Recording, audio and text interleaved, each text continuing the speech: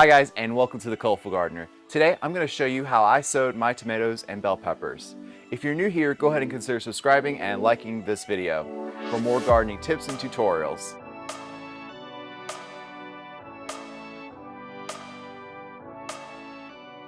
Today I'm going to show you how I sow tomatoes and bell peppers. Let me give you a little backstory is that I usually go to the fresh market each spring and buy tomatoes for $1, and that's been okay. But this year I want to get more hands-on with my tomato growing. I want to have the pleasure of growing tomatoes from seed all the way to harvest. And to do that, I did some homework and I found some heirloom varieties I would be really interested in growing. And I've got 6 different varieties I'm going to be trialing in my garden, so you guys can follow along and see how they do this year in 2019. But you know, this is the first time for me to grow tomatoes from seeds. And so I did my homework to see which is the best method of doing that. And so one method I came across was by a guy named Craig Lahore, and what he does is he sows multiple seeds in one pot. And once the tomato plants get to a certain size or a certain length of time they've been growing, he pulls them apart and puts them into their own little pots. And what that does, it saves you on seed cells. You know, if I was to sow a whole flat, you know, not all of those seeds are going to germinate. And so what that means is I've got extra little seed pockets or seed cells that are empty and they can't be used. The soil will be thrown out because I don't know if it has any fungus or bacteria in it or something's gone wrong with it. So it's a waste. So I like the idea of growing all the tomato seeds in one pot, and then whatever germinates, I can retransplant into their own little pot. So today I'm just going to go over how I got from a couple seeds all the way to right here with lots of tiny little babies coming up. The setup I'm using is just basically a steel rack, and I have 4 fluorescent light bulbs. I've got a couple of heat mats, and they are in my garage. So this is nowhere specific or special. This is just inside my garage. That's a little bit colder than the rest of my house, but I've got heat mats. Now the seed mix I am using is a Fox Farm soil mix, and I've heard a lot of great things about it. It was $20 for a big bag of it. A lot of growers in my area use it to start their vegetable seeds. So I was like, okay, let me give it a try. You know, $20 isn't bad. You know, this is like a really big bag. I can get a lot of stuff done with it. And I've been really impressed. The soil mix is very light. It's got cocoa coir and vermiculite in it. So what I did is I went through my pots and I cleaned them all out to make sure there was any fungus or bacteria left over from whatever I was using them for. I don't like to throw away my plastic pots. I think it's a really big waste when I can reuse them and just clean them out with some soap and water, let them dry. And that's what I did with these pots so they can be reused.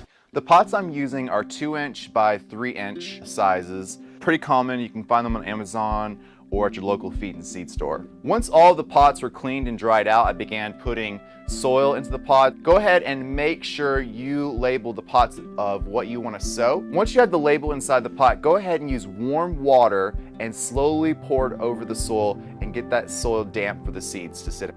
Most seeds packages had about 20 seeds in there, so I probably sowed about 15 seeds per pot.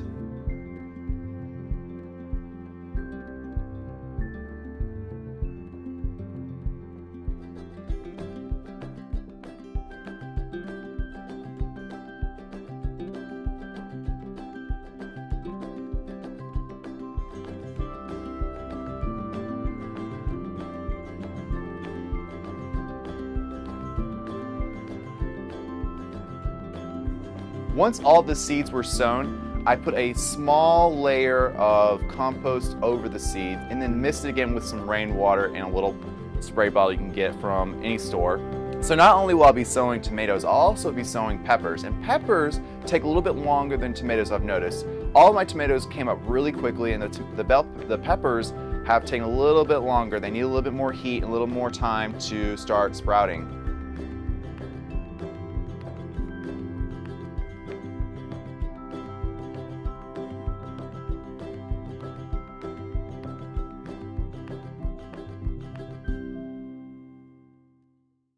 Now, a great little thing to do once your seeds have been sown and you've covered with a little compost from the potting mix is to use chicken grit. And I got this from my local feed store.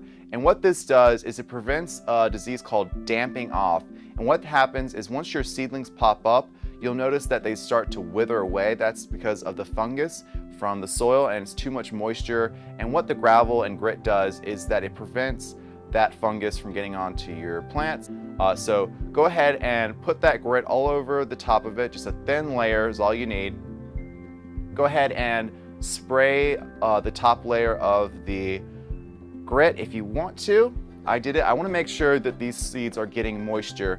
So I have a dome which keeps the air around the plants very humid and keeps it warm. And also I have a heat mat I'll be using.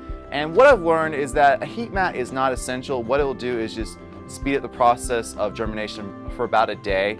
But it gives the seeds what they want of a warm soil and warm air, and it makes the plants feel like it's spring. And what I do every morning after I have put these under my fluorescent lights, every morning I come out, turn the lights on, and I spray the seeds. Just a nice mist. And if I notice the soil is dried out, you can either put water in the bottom of the tray and let that dry out after a couple of days, or just keep spraying over the tops, and eventually you will see your tomatoes sprouting. Okay guys, so 5 days ago I sowed about 6 different varieties of tomatoes and about 4 different varieties of peppers, and they have just popped up overnight. I'm so excited. Look at them, they're so cute. Cannot wait. And Lemon Drop has just blown up. That is a little tiny tomato, sweet pea tomato. So yeah, I'm excited. And once they have popped up like they are right here, what you need to do is take them off the heat mat. No plants after a while that they've been on heat mats, they don't enjoy the roots getting too hot. So turn off those heat mats after 3 or 4 days, once you notice the plants have started to sprout. And then go ahead and take the dome off as well. You don't want to make it into a greenhouse. They're not going to be ready for the outside. So once I have them off, what I did is I got some bricks, piece of wood, and I raised up the seeds closer to the light. The closer to the light they are, the better. They don't need to be far away, because what's going to happen if you have them really far away, they're going to stretch. And the closer you have to the light, the less likely they're to stretch, and they're going to less likely to be weak plants. You want strong plants. Another great way to have stronger plants is to get a fan. I have a fan that I just have in my hall closet. Use it for when the house gets too hot. Pretty much everyone has a fan. Just set it up by your seeds and put it on low and let it sit there all day. And what that does is that makes the plant grow stronger. It sends roots down into the pot and it makes it a much sturdier plant.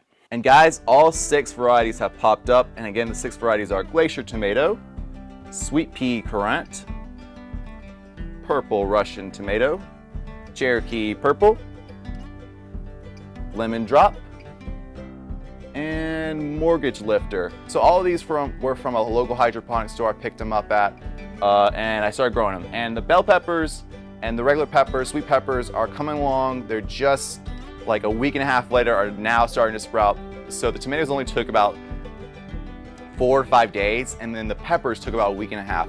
So that was to be expected. I'm gonna let these grow on, and eventually in the next video, guys, I'm going to pull these apart and I'm gonna pot these up, and then I'm gonna put these outside so they can harden off. It's the middle of March, so it's getting close to springtime. I hope you guys are getting out there sowing your seeds. It's getting springtime. You need to be doing this, and trust me, this has been such a fun experience. It's great to see these plants grow, especially if kids, and they can show them how to grow their own food, which is always a fun activity to do. This has been really great and super easy. I'm going to be doing this every year now instead of just buying tomatoes. I'll be growing my own tomatoes. Again, the technique I used was by a guy named Craig LaHour. He has a book called Epic Tomatoes you can check out. I'll put a link at the bottom so you guys can see that. If you guys are growing tomatoes, let me know in the bottom what varieties you were growing this year. I'm always looking for great varieties to check out. I'm in the Southeast, so if you've got some great heat tolerant ones that love heat, let me know in the bottom comments below. And again, the next video will be coming out. I'll be pulling these guys apart and we'll be potting them up. and then eventually planting them in the ground once the last frost date, which is in April. But right now in the middle of March, I'm just growing these seeds on, and I'm gonna see how they do. So thank you guys for watching. If you guys like this video, hit that like button. If you're new here, go ahead and consider subscribing for more gardening tips and tutorials. I'm always putting out new videos. Thank you guys for watching. I'll see you guys in the future videos.